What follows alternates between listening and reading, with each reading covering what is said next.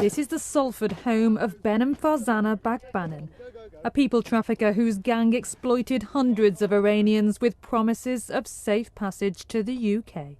They were a ruthless gang who exploited migrants for money.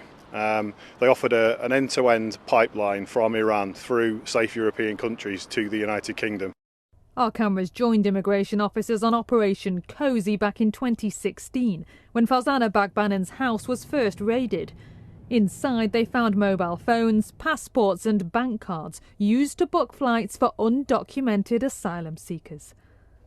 Farzana Bagbanan was arrested but fled the country just days later, and it wasn't until March 2019 that he was extradited back to the UK to face the criminal justice system. Between January 2015 and December 2016, Behnam Farzana Bagbanan and his gang were involved in around 260 attempts to reach the UK. Iranian nationals paid thousands for false documents which would enable them to board a flight. But once in the air, those documents would be destroyed.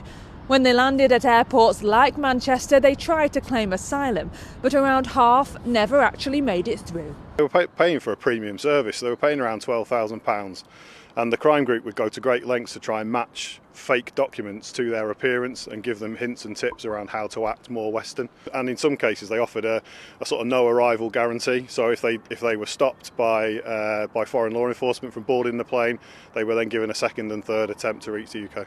They'd send pictures of the shirts and shoes they hoped would give them the best chance of getting through airport security. And whether they made it or not, Farzana Bagbanan and his gang still pocketed at least £170,000. Once caught, he confessed to a criminal business described by the judge as a travel agency for the desperate. His associates Kaveh Sharafat, Machaba Salehi and Mohammed Nadiri were given suspended sentences for money laundering. And their ringleader, a man who sought asylum himself when he arrived in the UK, will now spend the next 8.5 years behind bars. Amy Welch, ITV News.